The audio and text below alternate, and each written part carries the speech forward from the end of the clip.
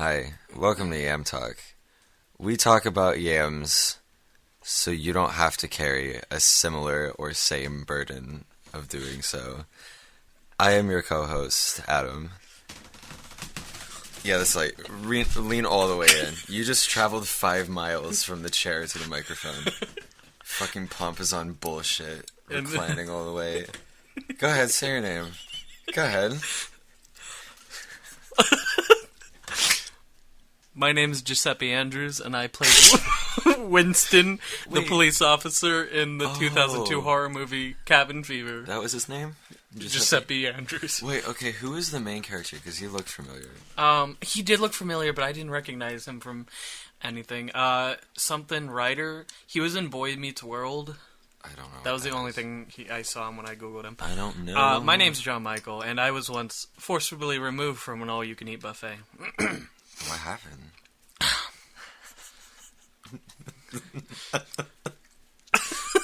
Did you eat a lot of food?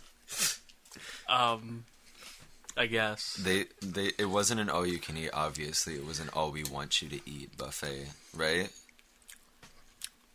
It might have something to do with the fire. Are you... Wait, I have two things. First of all, are you chewing gum on a podcast right now? You didn't actually spit it out. No. Second of all, the fire? Never mind. Hey, welcome to Yamtalk, the podcast where we give one fact about yams and then go off on a tangent, or a tangent, if you will. Did you just give two? Will you? I don't know. I wouldn't if I were you. Did you give? You just gave a second intro. Yeah, I felt like I deserve it. Oh. Oh, hello. For the second episode. Yeah. Yeah. Okay. Okay, so we're doing like a thing where it's like one intro for each episode, like episode 159, we say hello 159 times. Oh no. Okay. Yeah. Alright, without... We are significantly more unprepared for this one than we were for the last one. I'm shaking. I'm pretty sure, like, Adam is literally delirious right now. I'm losing my mind. Did you guys know that estrogens, parentheses, sex hormones, parentheses, were first made from a similar compound in yams? Yams were used commercially to produce hormones for contraceptive pills and steroids. These are from foodreference.com/html/fyams, or fyams. What do you think about that? You know, it's times like these where I'm reminded of bad horror movies from 2002. Wait, no, I have a better transition. Okay. Okay, sex hormones, right? I can think of one person who is extremely sexually frustrated throughout the entirety of a bad 2002 horror film, and I can't even remember his name. It was like Paul. Paul? It was like Paul or something. Ooh. So we just watched Cabin Fever. Yeah. A 2002 horror movie / comedy. I'm putting a sweater on. Directed by Eli Roth. Now Eli Roth, he's a really like current popular horror director. Yeah. I'm pretty sure he's the guy that did all those like Conjuring movies and. Oh wait, really? I think so. Those are shit. Oh, sorry, that's an unpopular opinion. I know. I hate the Conjuring movies so really much. bad. I think they are so overrated. I just can't get into that like haunting stuff. It's not scary. Do you ever go into this weird rabbit hole on YouTube where all you can watch are those movie clips videos from really bad horror movies? Because that's happened to me really frequently recently. Oh wait, okay, no, I lied. He didn't direct any of the Conjuring movies. Okay, good. He's done other really bad horror movies. Oh, wait, though. let me see. Knock Knock. He did Inglourious Bastards? He didn't do Inglourious Bastards. He had like something to do with Inglourious Bastards, but he didn't direct it. That was Tarantino. Did he do Hostel? Yeah, he did the Hostel Hostel's movies. fucking shit. That's where I heard of him from. Hostel is was Hostel. shit. It's torture porn. Yeah, he also did Green Inferno, which is just a exploitation movie. It's like trying to be an exploitation movie, like a have you ever heard of Cannibal Holocaust? Yes. It was like a really like famous exploitation film. It got the director to like go to court because the people thought he actually killed his actors. Yeah. And Eli Roth did a film called Green Inferno, which is basically just trying to be Cannibal Holocaust but worse. Then Yeah. he did the Death Wish remake. It's more Hostel. More Hostels. Just a bunch of bad horror movies, really. Jesus, fuck. I thought you said he was good.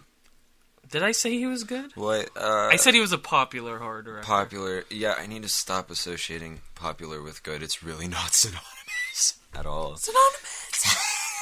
Anyway, so what we last night, I was looking at bad horror movies on Netflix because I was bored, and I saw this new one that was just put on called Cabin Fever, and I saw it was released in like 2016. And I'm like, wasn't there another one that was like older? So I looked around, then there was original from 2002. And I realized there were like 2 other sequels released a couple years afterwards, and I'm like, okay. And I knew the movie actually has a cult following. Uh-oh. So I was like, okay, this should be interesting. So I watched it last night, and I laughed very hard for not good reasons.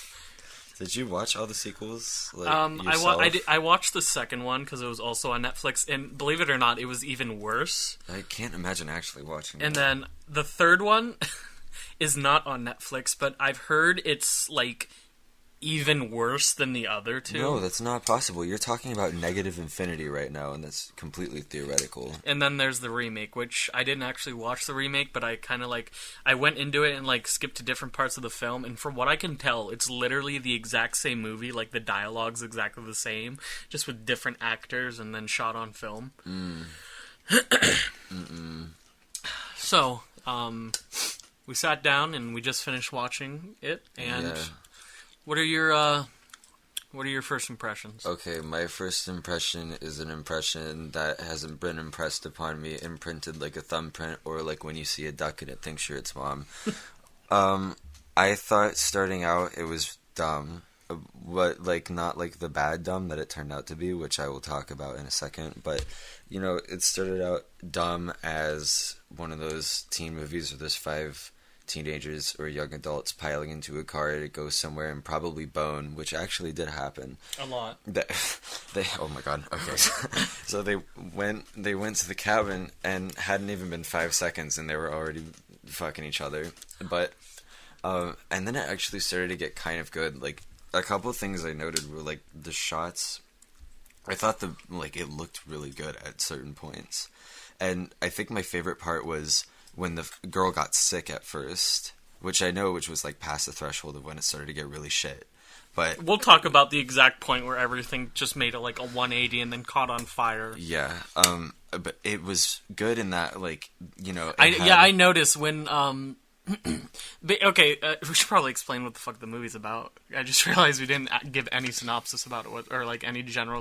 Okay, so basically, Cabin Fever it's about these teenagers who go to this cabin in the woods for like a summer retreat. Don't say Cabin in the Woods. It's not the same movie. I'm sorry. I apologize. Don't do that. Don't do Joss Whedon dirty like that. Basically, they get this flesh-eating virus, and the gore effects are actually pretty good, with the exception of the one, which we'll get to. But for the most part, the gore effects are really good, and like you kind of gradually see them, like their body deteriorate from the flesh-eating virus.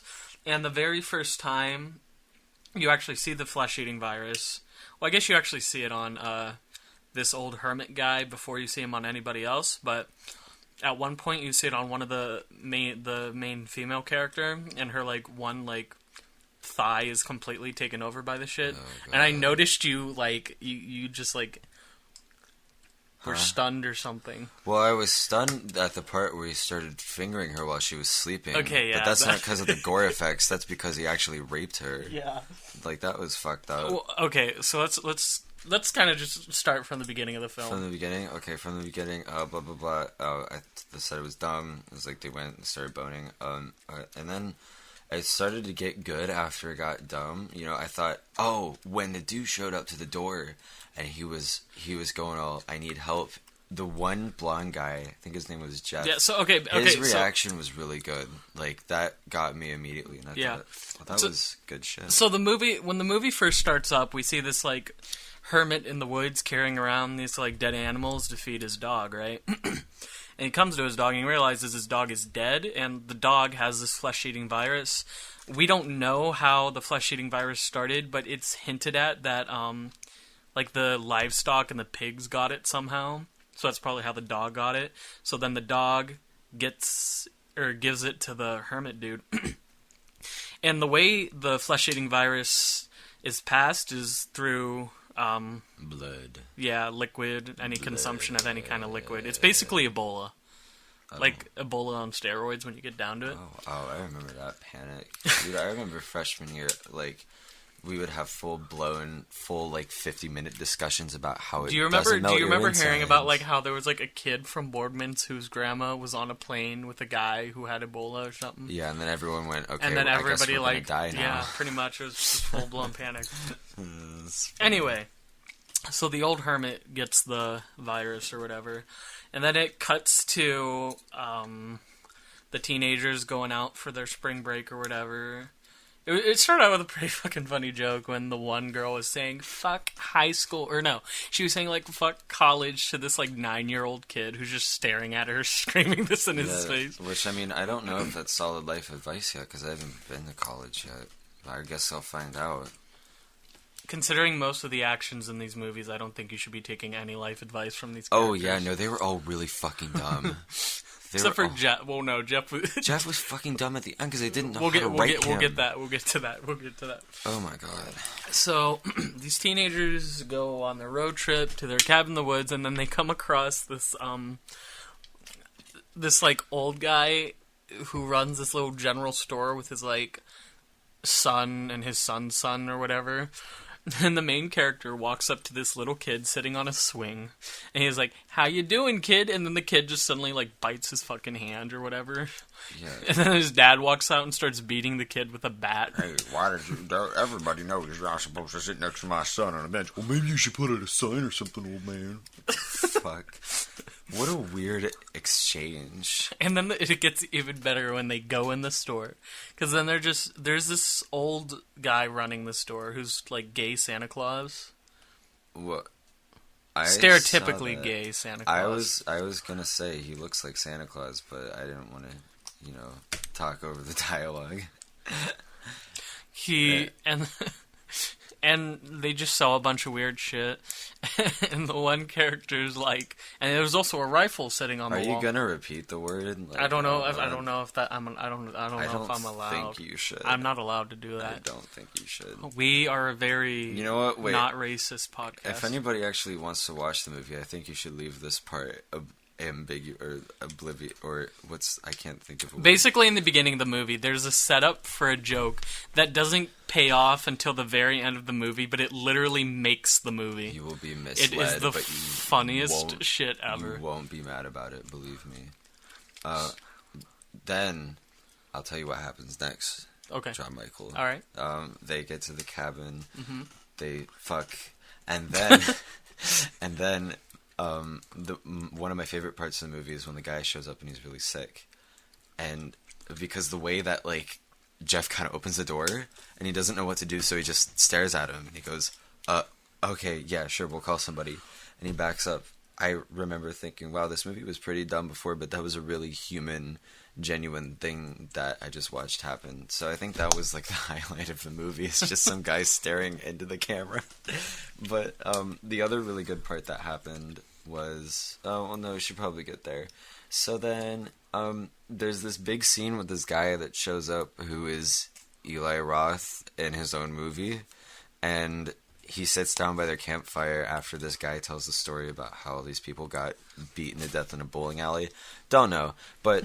Oh, I thought it was really clever how they hinted that Jeff and the other dude that carried the gun the whole time were going to be in a contest where they only drank beer because the virus was in the water. So right off the bat you knew, okay, they're not going to drink water, so they're not going to get infected because they're doing this beer thing, which that was smart. Yeah, and then at one point, the guy actually loses the contest when he drinks the water, and then they point out that, hey, you lost the contest. And so they didn't realize, they're just like, oh, he lost the contest, but then the viewer's like, oh, we know he's infected now. We know that there were really subtle dead. points where you picked up that they got infected, because the old hermit, they catch him on fire, and he, like, runs into the woods, and then they lose him. He falls into the reservoir, so then all the drinking water is infected with the virus or whatever. Yeah. And the main girl... Oh, we didn't explain. Really, we didn't talk about any of the characters yet. Oh, they were barely characters. They're terrible characters. So, They're okay, barely characters. the main character is this really creepy white guy who's like super into this other girl who he's been like friend zoned by for like ever, and it gets pretty bad. But his whole goal is basically to get laid with her. Then you've got Jeff, who It was my favorite. Jeff was my favorite. Jeff's like the stereotypical jock character, I guess. Or was that the other guy? No, he was the. We'll get to Brett in a second. Or is it Bert? It was Bert. I think. Yeah, but Jeff's just kind of like the general dude. If that makes any sense. Yeah, but and he's basically like super cautious once people start getting sick, and he basically leaves the movie halfway through and doesn't show up till the end. Yeah. Then there's his girlfriend who doesn't have any character whatsoever other than sex object. Other than shaving her skin off when she should have. Never mind. Continue. Then there's Bert, and Bert is just like this dude who lives to be drunk the entire time. He's like the top. He's just like the total party animal guy, and it's really fucking. One of my favorite lines is he's walking out with the gun, and the main character's just like, "What are you doing, Bert?" And he's just like, "I got a gun." He's like, "What are you gonna do with the gun?" He's like, "I'm gonna shoot squirrels." And he's like, "Why are you gonna shoot squirrels?" And Bert, he just, he thinks long and hard, and he's just like, "'Cause squirrels are gay." So then, but yeah, at one point, the one chick, who the main character super into drinks water, and so she gets super sick, and, this is when it gets this is the really fucking weird part of the movie. Yeah. So the main character and the girl he's into, like, they sleep with each other. They're laying in her bed, and she's like dead asleep, and he's awake, and then he just starts fucking fingering her while she's asleep. Are not supposed to do. So he's literally like raping her on screen, and they're just acting like this is fine because it's never brought up that he did that.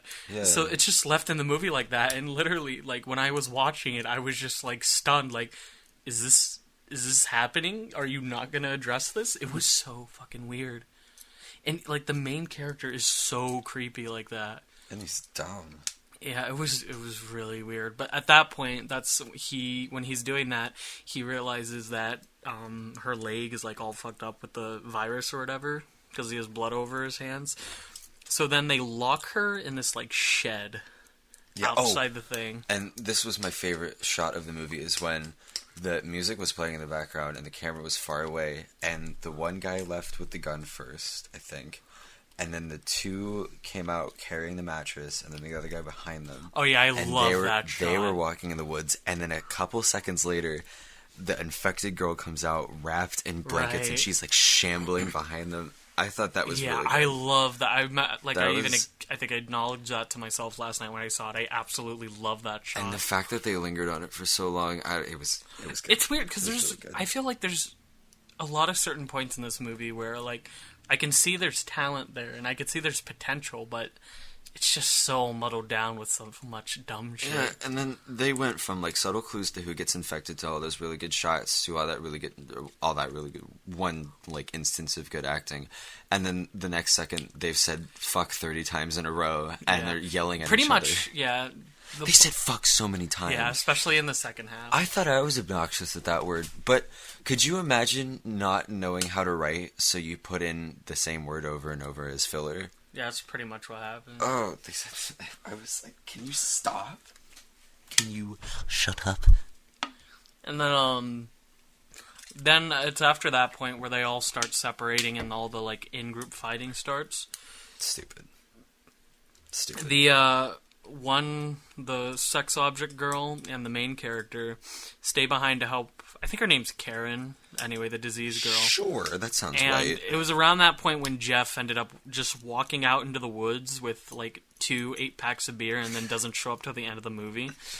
Then Bert goes in the truck they drove out and goes back to that general store, and this is probably the best part of the movie, honestly. Oh my god. He gets to the general store, where old racist Santa Claus and the kid who bit the other guy earlier. Yeah.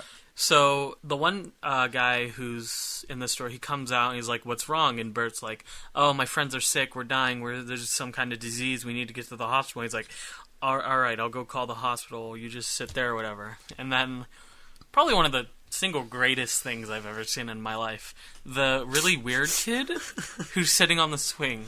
He stares at Bert, and then the kid is just like, "Pancakes!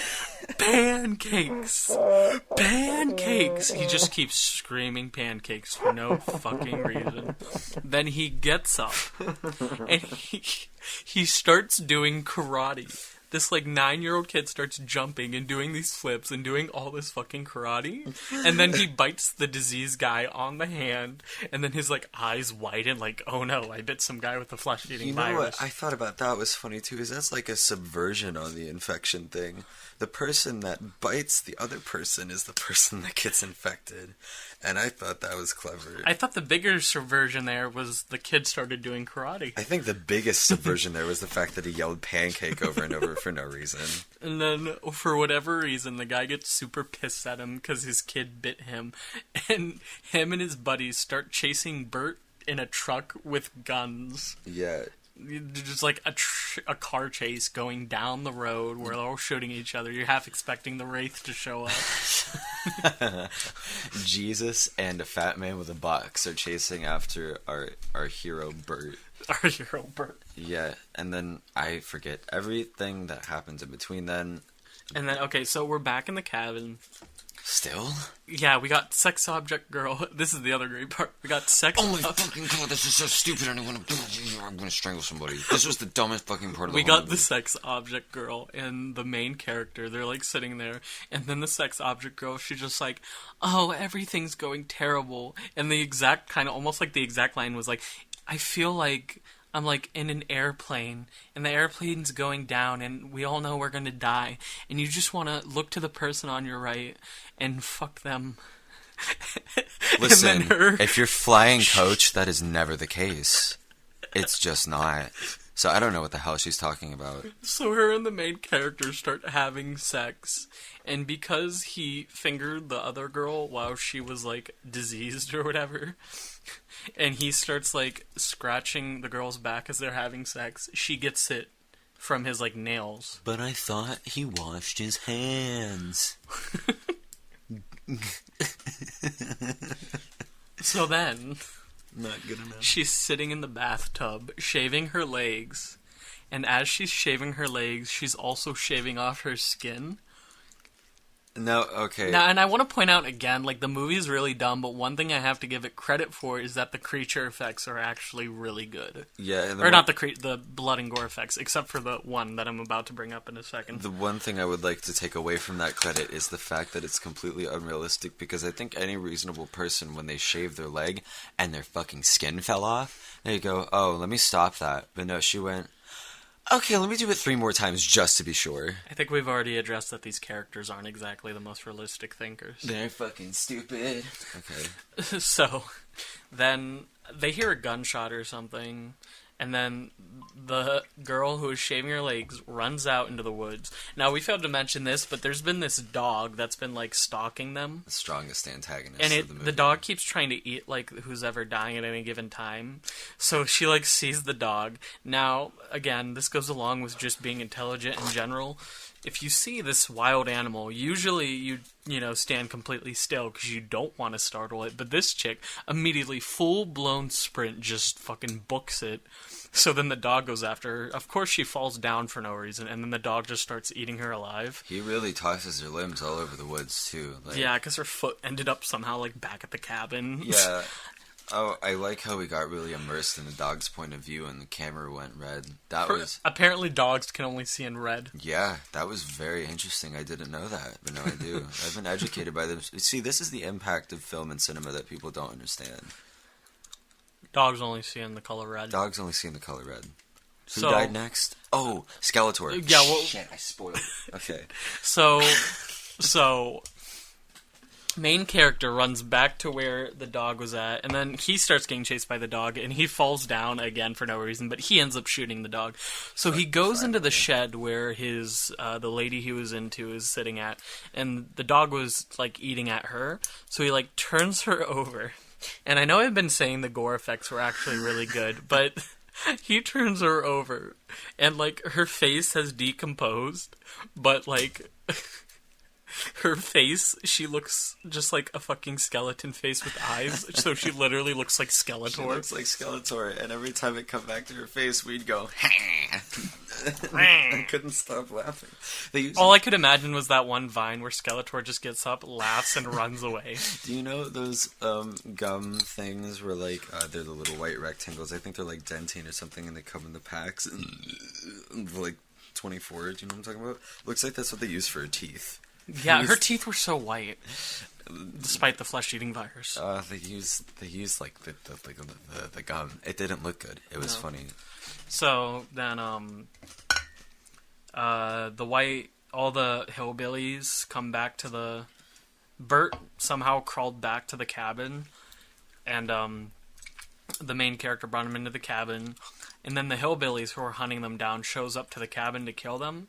And then they open the door, and then for whatever reason, Bert says something like, "Good night, motherfucker," or tries to say something super, like, epic, but then he immediately gets shot. And then what follows is basically just slapstick comedy. Yeah, it was the Three Stooges, you were right. Yeah. The main character hits Jesus, the hillbilly that looks like Jesus, in the face. So hillbilly that looks like Jesus. Don't you mean Christ our Savior? Yes, I do. I'm sorry. Okay, good. He falls back and then accidentally shoots the other guy they're with. And then there's this, like, real tall, fat hillbilly that doesn't have a gun. He's just walking around holding this tiny little box. Yeah. And they never tell you what's in the box until... No, they just don't tell you what's in the box. Yeah. He gets stabbed with a screwdriver and dies, and you still never know what's in the box. Don't you understand that the box is symbolism? No. Me neither. Continue. Okay. So, that's pretty much it. Oh, yeah, we forgot to mention. So, while the main character was, like, he's basically trying to find Jeff when he ran off to the woods, he finds the reservoir where the one guy fell into. And he, like, gets on this ladder and tries to turn over the dead guy floating in the water with a stick. Why? I have no idea, but he ends up falling directly on top of the decomposing body into the reservoir, so he gets the flesh-eating virus. And then the rest of the movie is just kind of him running around. Like, that's basically the rest of the movie. Like, 20 minutes is just him wandering around aimlessly. And killing people. He finds a cop. He finds all these, like, people drinking, and he just, like, gives them all the infection for no good reason. And, yeah, and then in the end of the movie, these kids get lemonade from the reservoir. Like, they get water for the lemonade, and then they give everybody the lemonade. Finally, that whole fucking town dies. That was so irritating. The fact that, like... It was a really bad movie. It was really funny, though. It went dumb to kind of good to holy shit, it's bad in the last, I want to say, hour. The turning point was when... He raped her. Yeah, it was so weird. Yeah. It made no sense. It was so uncomfortable to watch. And they had, like... It was weird, too. Like, I don't know if you noticed, but they, like, put sound effects there, too, for when he was doing it. Oh, like, yeah. Squishing sound effects. And I'm like, it was so weird. Well, that's not even what that sounds like. It was so weird. Well, that's probably to, like, emphasize the fact that her there was body blood. was yeah, rotting. But, like, I feel like you'd notice if, you know, there was just, like, weird decomposing flesh. I mean, he did seem pretty tired. He did seem pretty tired. I mean, think about all the times you've woken up and you were a little hazy, a little groggy, and you walked into your kitchen and there might have been, like, I don't know, a person hanging from your ceiling fan and you didn't even notice. God. And you just got your coffee and you left. Yeah, that happens to me a lot. Oh, that actually happened to me this morning when I left. You walked into your kitchen and your mom was just hanging from the ceiling. Not that exact situation. No, but I left my house this morning and I had to be at the school at 10 in the morning to practice for some dumb shit. But I left as my parents pulled into the driveway, and apparently my mom was waving at me, but I didn't even notice, and I gunned it backwards out of the driveway and drove away. That's what she told me when I got home today. She went, "You didn't even notice us." And I went, "Oh no." I don't know what I'm supposed to say to that. That's terrifying. But I'm sorry, Mom. Your mother's a ghost. I think she is. Oh, she just celebrated her 29th birthday. Wink, wink. 3 days ago. 3 days ago. That's a... Wow. I didn't realize it was that long ago. What did we do? We got Indian food. That's what happened. This is really interesting. Thank you for sharing. You're welcome. Wait, is that okay? Like, you see that spike there? Do you think that's gonna mean, like... No. Okay. That means nothing. Just like life. Ba-doom. So what now? That we've discussed that fucking shit. Oh no. How did that not happen last time? Our screen went black. Yeah, Yeah. I have no idea. I guess I was touching it. But yeah, no. Cabin Fever's a really dumb movie. Cabin End of Fever's story. dumb. Watch it, but don't watch it. Watch it for the good parts. That's my Watch the review. begin. Basically, just watch the beginning up until they leave the shop, and then watch the end again when the group of black people who emit hip hop from their bodies walk back into the shop. Yeah, oh my god, the fact that black people walked onto the screen and immediately hip hop started playing. There are no black people in this entire movie. There weren't. No, and then at the very... We can't really... Oh, God. I don't feel like anybody who watches this is going to watch the joke. Or, I don't Well, feel like you anybody should, who 'cause listens to you're this is missing going to out. watch the movie. Do you think we should just tell them the great joke? No, don't do it. Don't do Okay. it. Okay, Just there's tell- a really good joke involving someone black else's people. joke. Yeah. But have you had an eye for that recently where you'll look at casts of people in movies and go, why are they all white though? Like there's some war on diversity going on right now in movies. It's like, oh, why do we have to force diversity quotas? And it's like, well, I mean, haven't you ever looked at a cast of characters and thought, why are they all so homogenous? Why are they all the same person? Yeah. Because it's like we said, we couldn't tell Jeff and what's his Beagle, Bert. Biff, Bert. I couldn't tell Jeff and Bert apart. I couldn't tell who they were I could supposed tell to them be. apart. One looked like a potato, the other looked like a 40-year-old pedophile. That's true. Even though Jeff was my favorite, I gotta admit that hair was not good. I mean, it was 2002 though. Yeah. We have to give him some credit. Everybody looked like a pedophile in 2002. Even I looked like a pedophile in 2002. And you were 2 years old. I was 2 years old. Yeah. Yeah. Well, I did have white hair when I was 2. Did I ever tell you that? No. I had like blonde hair that was almost white, and then it all fell out, and then it came back brown. That's fucking weird. Yeah, I've been trying to replicate that look ever since. I think I'm gonna do it over the summer. I'm into it. Oh boy. Yeah. Hey, let's read another yam fact and see where it takes us. Give me a second to throw all my shit across the room. Alright. There's the one about the water yam. That was from last week. Oh, yeah. Yams can grow to huge sizes. And on the Pacific island of I'm sorry. It starts with a P. Yams are referred to as 2-man, 4-man, or 6-man yams, depending on how many men it takes to lift the tuber. Some have been accurately recorded up to 600 pounds and 6 feet in length.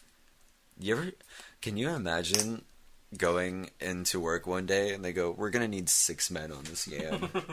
And you get to be the lucky soul that touches the yam with your bare hands with 5 other men. That must be a real bonding experience. I'm sure it is.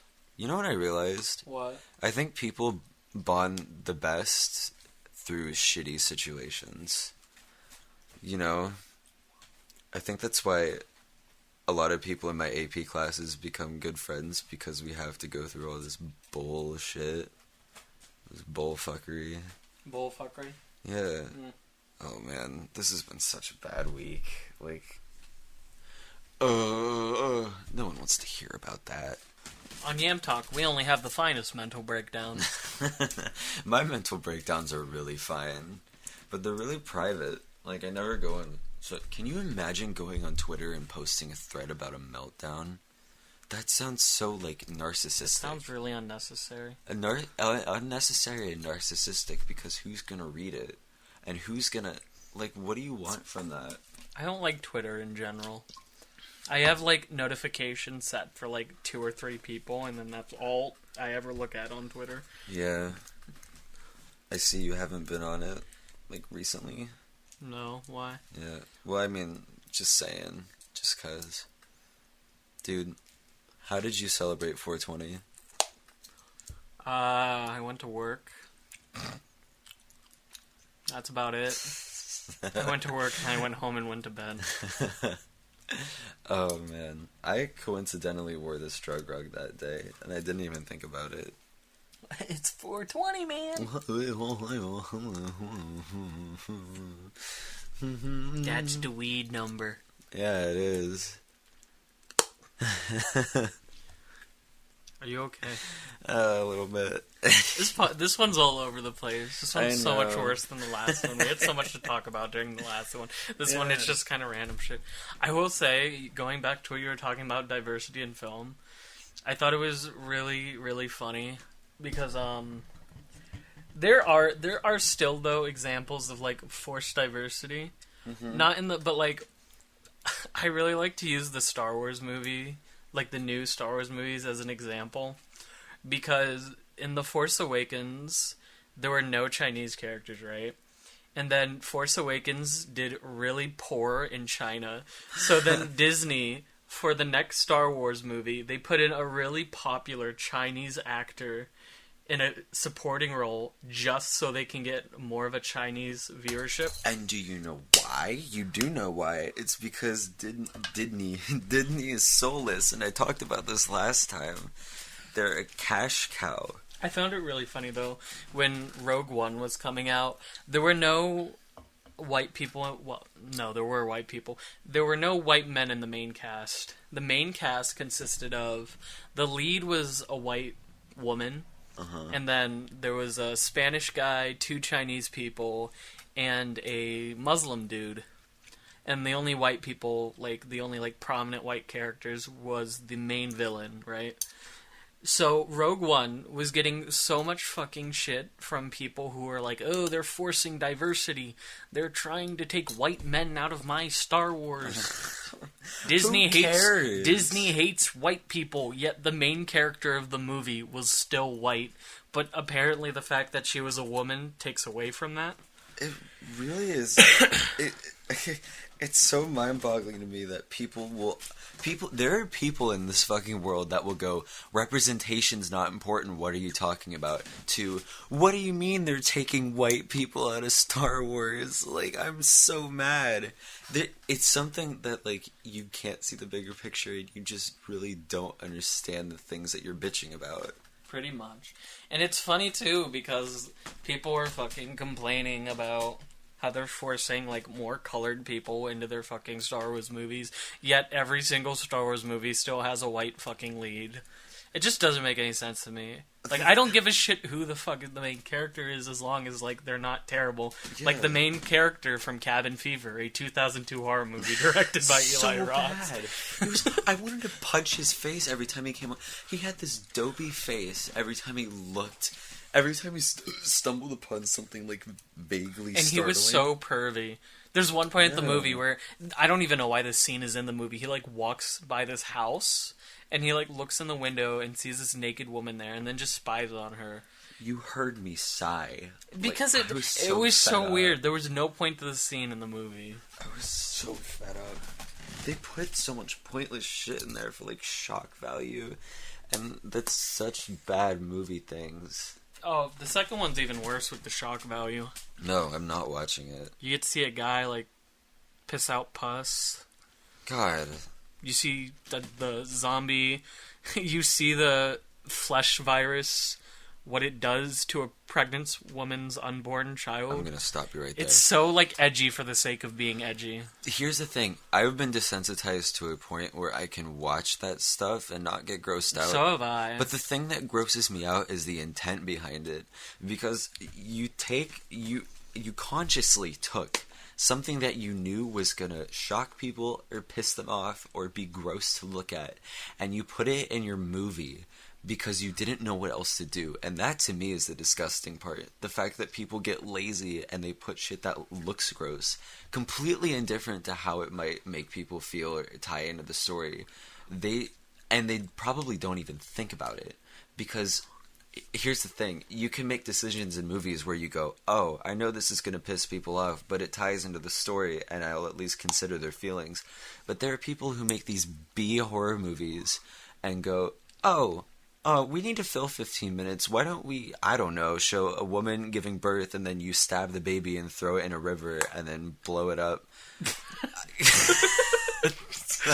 to give a lighthearted example. It's disgusting how people do that. And that reminds me, have you ever, I don't know if you've ever played them, but have you heard of the Outlast video games? How could I not? Oh, okay, sorry. Fucking, I should beat the shit out of you. I'm Anyways, sorry. go ahead. But I was playing, I got Outlast Trinity, which is the first one, it's DLC, and the second one in like one disc or whatever. And I was playing through them all one night.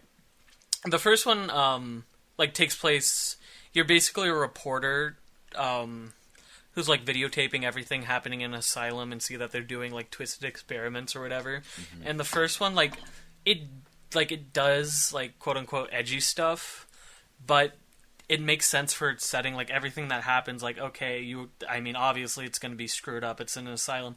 The second one was absolutely hilarious with how over the top edgy it got. Oh. It was so funny. So the second one takes place in this like remote town somewhere in like rural Southern America that's like cut off from all society, and they're like super crazy religious people who have gone insane from like the shit that's been put in their drinking water.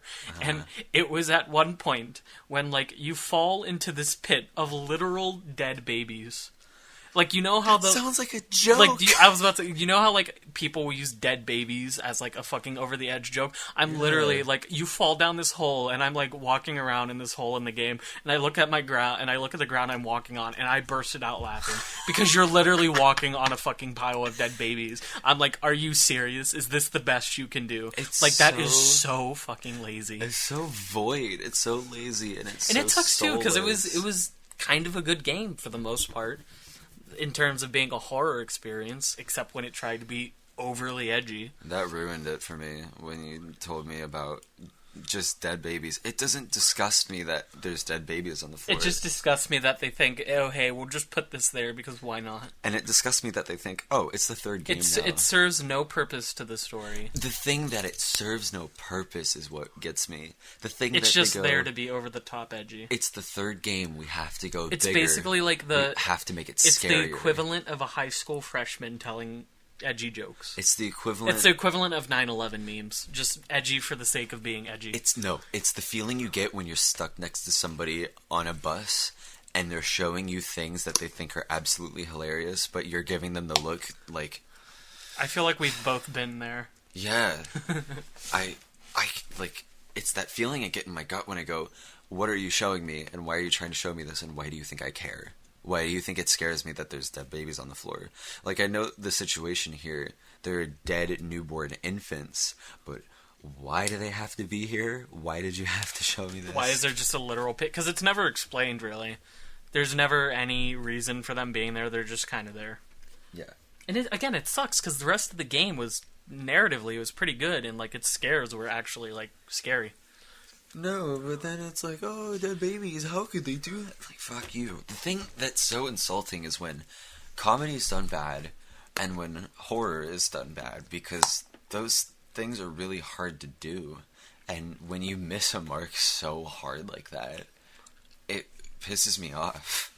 I don't know why, because it's like, why should I care? But, you know, if I'm sitting there taking my time to watch something and then that just happens... How am I supposed to feel except pissed, or maybe laughing, laughing at a pit of dead babies, or whatever the fuck happened in Cabin Fever that we were talking about. Skeletor.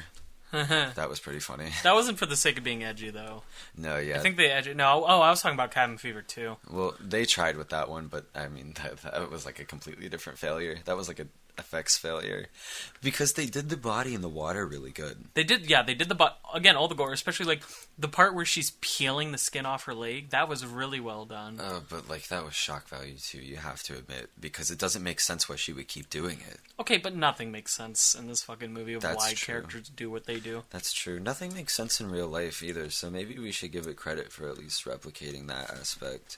Maybe things do make sense. I don't know. You hear about this Trump guy? Oh my god, is that the bookend to every awkward silence now? Yeah, hear about this Trump guy. I mean, I'll give you credit. That's good. Jesus Christ. Oh. Can I complain about the boys' bathroom at Ursuline High School in Youngstown, Ohio? You just gave away a lot of details, but go ahead. I mean, the women's restroom at Lakeview High School in Orlando Bloom, California. Okay, I'm sorry, but I need to fucking rant because I can't stand the fucking bathrooms in our schools. There are essentially only 2 men's restrooms, right?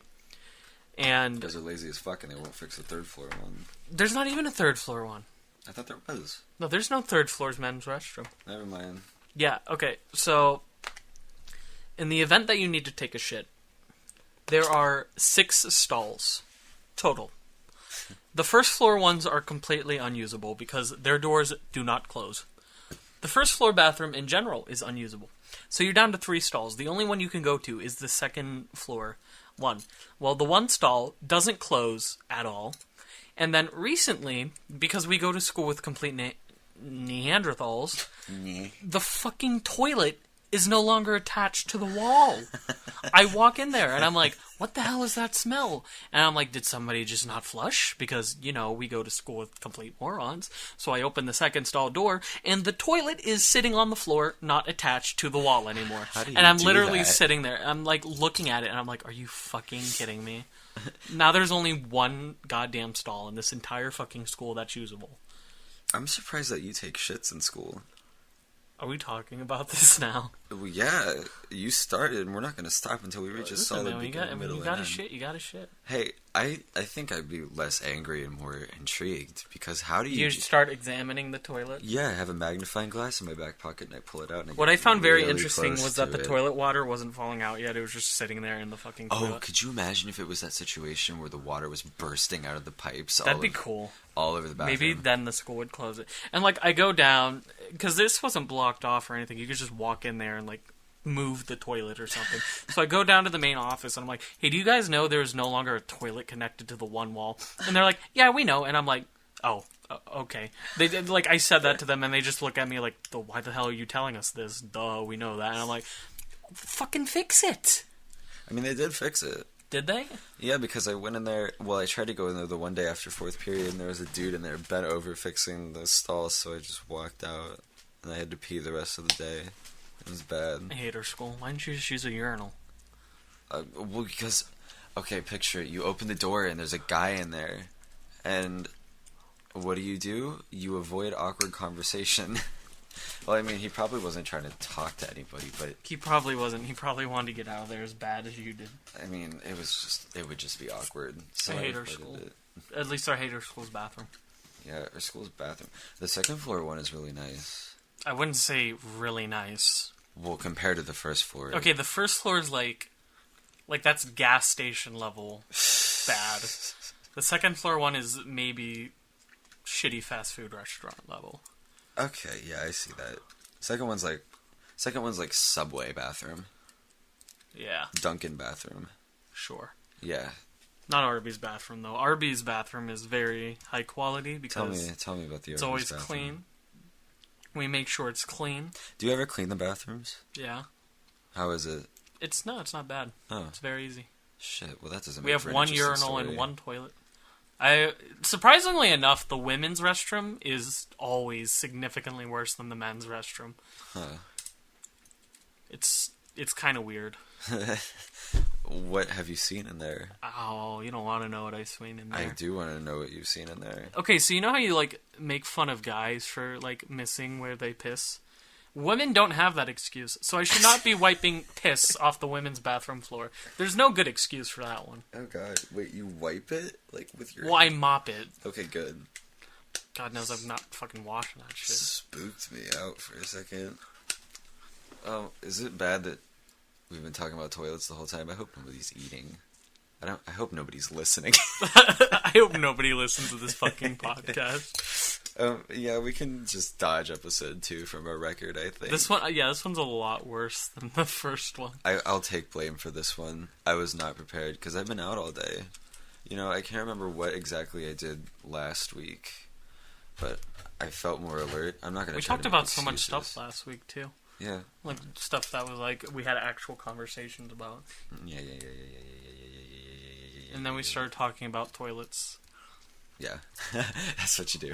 You start talking about toilets. I mean, you brought that one up. You know what? I'm not gonna go pointing fingers because when you point fingers, you exercise a muscle on your hand, and I'm not about that. Oh, I love the word phalanges. Bones in your fingers. Okay. Phalanges. What did you think they were? I think what we could. Oh wait. What the if fuck we was talk that? about our favorite stuff? Good idea. Like what are your like? We'll start with movies. We like movies. Yes. Maybe the people listening to us like movies. All two of them. Yeah. You think? Tell me about some of your favorite movies. Okay. Scream, 1996. I knew you were going to say that. Well, yeah, because it's my favorite movie. Well, don't mention. You got to talk about why you like it. I really like it because I like the design of the killer. I think it's really creative, and I like Wes Craven. He directed it. God rest his soul. No, scientific theory rest his soul. Still made the sign of the cross when I said that. You just did the like religious equivalent of no homo. Did I? Yeah. Awesome. I like Wes Craven and his stuff. I really like Neve Campbell. Is that how you say her name? Sure. I like Sydney, even though you can point out to me all the little itty bitty shitty parts of it, and I'm still gonna love it. Oh my god. Do you like this? Do you like the sequels? Because like I enjoy the first one for the reason that everybody enjoys the first one, and I enjoy the second one because that one's pretty good. But like I think the third one is terrible. Third one's really bad. I hate the third one. Third one's bad. And I haven't watched the fourth one in a very long time. Fourth one's not that good, but Emma Roberts was in it. Do you know who she is? No. I like know her. Hayden Panettiere was in the fourth one. She was. And I liked her a lot in the fourth one because I like Hayden Panettiere. I liked moments from the second one, and I like the second one's main killer. The accomplice was weird. It was somebody's mom. Yeah, it was somebody's mom. whose fucking mom was it? I can't remember. Yeah, it was somebody's mom, and it made no What sense. was it? No, it wasn't Billy Loomis's mom. Wasn't she? Yeah, it dead? was Billy Loomis's mom. Was it? Okay. Yeah. Yeah. Because that was what really threw me. Of like, we've never fucking seen you before. Yeah, number See, one. in the first Scream one, fan, it was just- real. It was done real well with who the killer was and who the Yeah. accomplice was. The Oh second my one made God. no sense. My favorite moment from any movie ever is when fucking Shaggy from Scooby Doo goes, "Surprise, Sydney." That is so fucking dope. Do you know what I'm talking about? I have no idea what you're You talking know about. what you're talking about? When he's here, Sydney's there, and she like Oh, I thought you were talking about from a Scooby-Doo movie, and I got confused. no, the guy who plays Stu plays Shaggy in the live action Scooby Doos. Really? Yeah, forget his name. It's Matthew something, and Sydney's up against his chest because she thinks like he's here to save her or something, but then it turns out he's the accomplice. Oh my god. Oh yeah, I remember. Oh And yeah. you know what I'm talking about? I know what that. you're talking And he pulls about. out the thing and he goes, "Surprise, Sydney." He was so fucking overacting during the end of that movie. But it was so That was hilarious. so good. Dude, my favorite character. I hate who's the guy who actually brings up the horror movie tropes. That was Randy. Randy, yeah, I fucking love Randy in the first movie, and they kill him off almost like immediately in Scream 2. Yeah, whatever. I feel like you would have got overbearing anyways. Just like Stu, probably.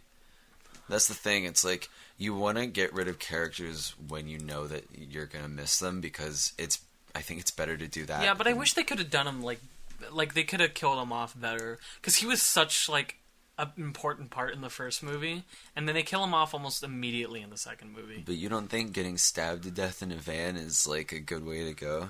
Well, it just happens like it happened so soon, and it happened so quick. You just gets pulled in and stabbed immediately. While because for whatever reason, black people in these horror movies always have to carry a boombox with them as these guys booming Cottonmouth Kings walk by.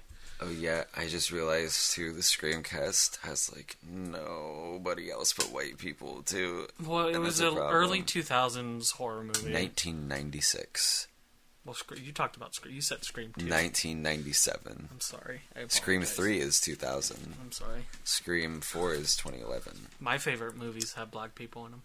Tell me about them. Shit, do they? Aliens has a Latino lady. Alien 1 has a black guy in it. Oh yeah, Alien 1 has a black guy, and he's not like a stereotypical black guy. No, I really liked Alien. There were two black people in Alien. Okay, I guess we'll segue into one of my personal favorite movies. Yes. Now, I love the Alien franchise. It's probably one of my favorite franchises. The first one is my second, if not my favorite horror movie, and the second one, Aliens, is one of my like top 5 favorite movies in general. The other ones are pretty bad, but I still like Alien 3 and Alien Resurrection. After that, it just goes to shit. But I absolutely love the design of Alien and Aliens. I love sci-fi in general, and like the actual like design of the ship is so well done. All of the characters are very well written, and the actual like creature design is so unique and so creative. H.R. Geiger was the guy who made the design of the actual xenomorph alien, and at the time, well, like now it doesn't, like now it's just so iconic, and at the time it was just so unique, and you've never seen anything designed like that before. And it's such an effective horror movie too. It's when they actually tried with horror movies. Unlike fucking Cabin Fever. It's great. I love it. Have you seen some of H.R. Geiger's concept art for other stuff he's done? His just art in general is fantastic. There's this account I follow on Twitter called 41 Strange, and they do his stuff sometimes. Yeah. It's really cool to look at. I can stare at it for like minutes straight on my phone. Yeah, I and have nothing else to do. And Ellen Ripley, the main character of the Alien franchise, is just one of my favorite movie characters like of all time. She is such a an absolute badass character. She's your Sidney Prescott for me. Oh my god. Yeah, but I really like her too. Sidney Prescott never shot anybody with a flamethrower, let alone an alien, though. Sidney Prescott learned karate out of nowhere and kicked the shit out of the Scream Killer like 16 times in one movie. But I love all the characters in these films too, and they always go out in very unique ways. The gore's excellent. The set design of everything is fantastic. Both the spaceship and then like the alien planet they go on, and the colonies and the moon. It's great. And wonderful. The moon. The moon was like brightish tonight. I saw it once. I saw the moon once. Don't know what happened after. One of my favorite stories from like behind the scenes of the Aliens movies is that in Aliens, I think Michelle Pfeiffer, I don't know, whatever female character played Vasquez, the female Latino Marine or Galactic Marine or whatever. When she initially signed on to do the movie, she thought the movie was about illegal immigrants because the film was called Aliens. So she got the part, and then when they're actually on set, she came to the realization that the film wasn't about illegal immigrants, but actual fucking aliens. Was it the first xenomorph costume she saw walk across the set? She went, wait a second, something's not right. She probably saw the xenomorph walk across. He'd be like, "Hey, Pedro." Or maybe it was like the spaceship she walked into. She went, "This doesn't look like the U.S. border." Or does it?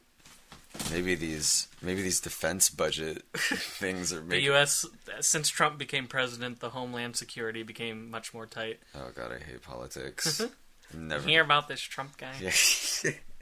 I'm never gonna talk about them out there. So do you want to tell us about your second favorite movie? Or another one of your favorite movies? Second movie, are you thinking about an animated movie? Yeah, if it's it's still a movie if it's one of your favorites. Oh, I didn't know if you were thinking specifically you wanted me to Scooby-Doo on Zombie Island. Oh, fucking phenomenal. Phenomenal.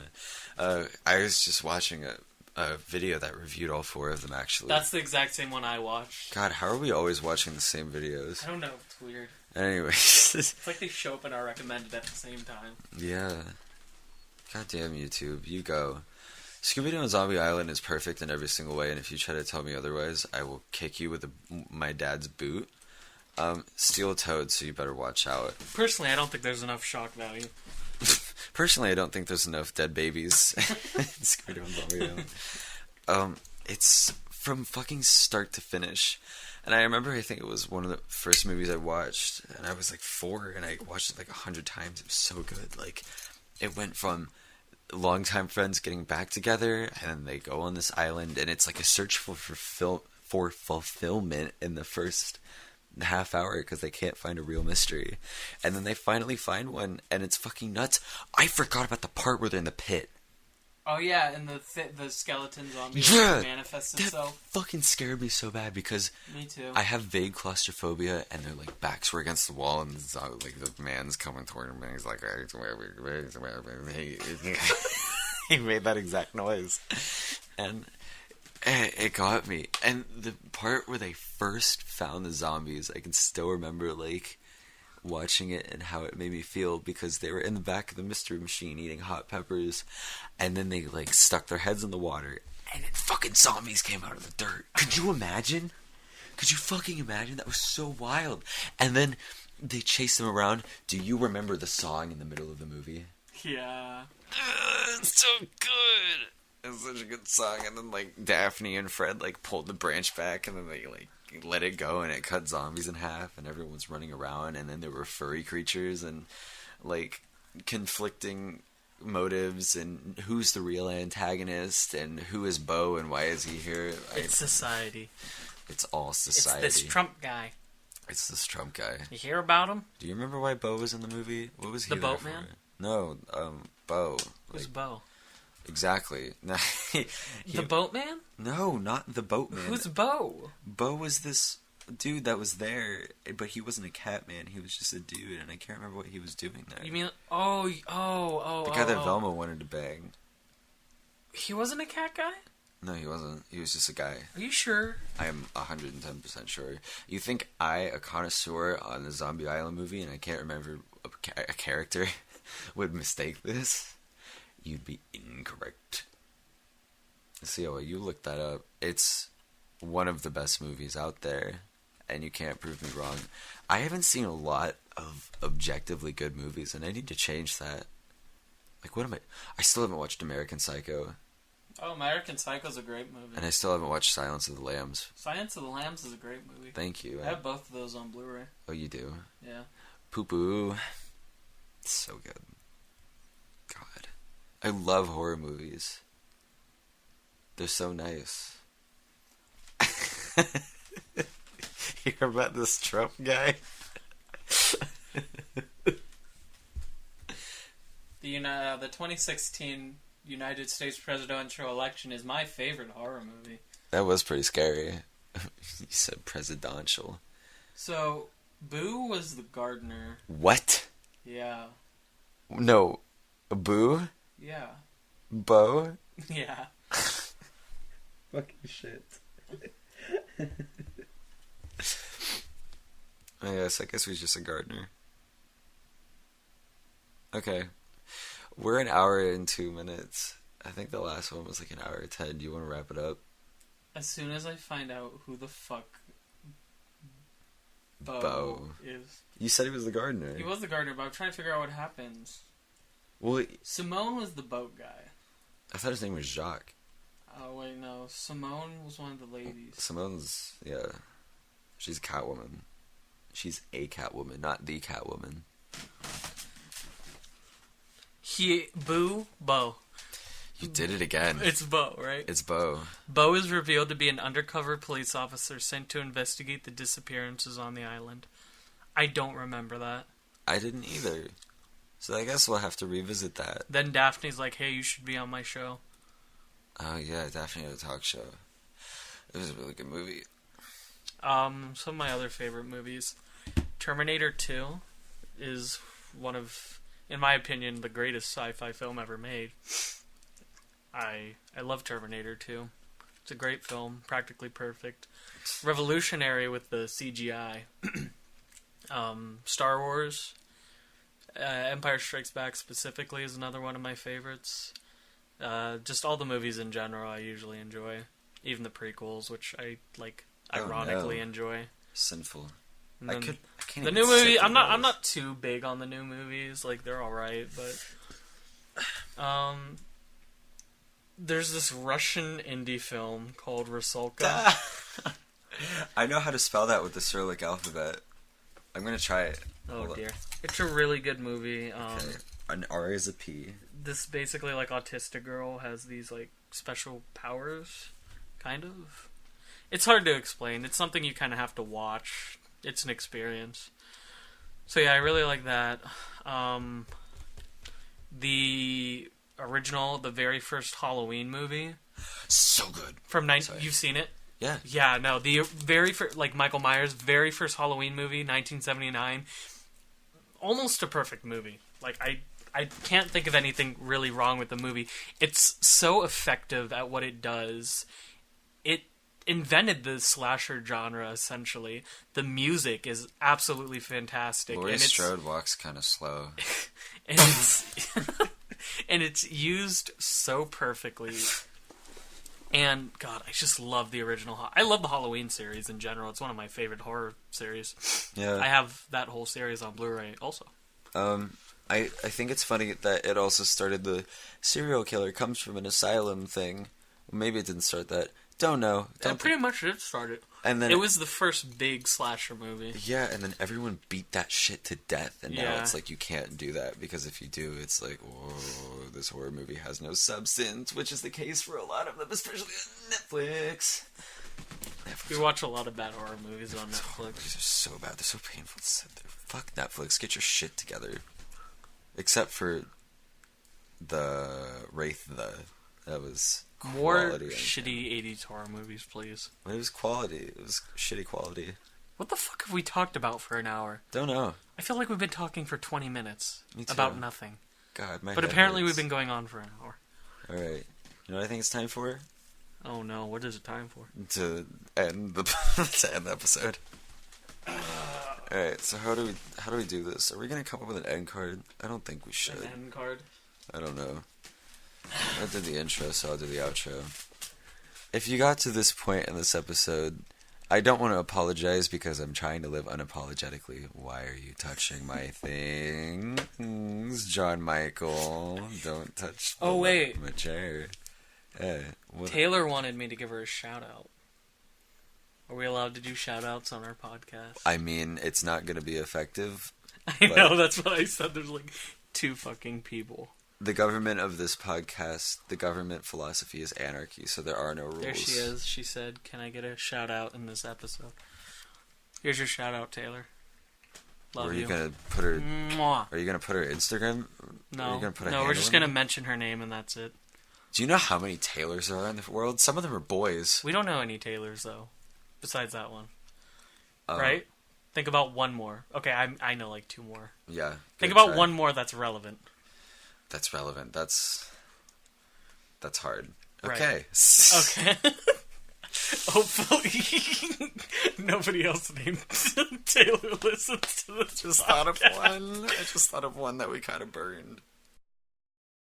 You just whispered. I don't think it picked it up. We're gonna end the podcast before we do any more damage. Thank you for listening to this episode of Yamtalk. My name is Adam.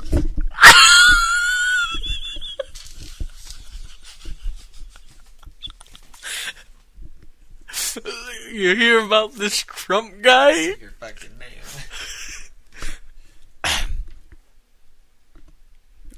Bye.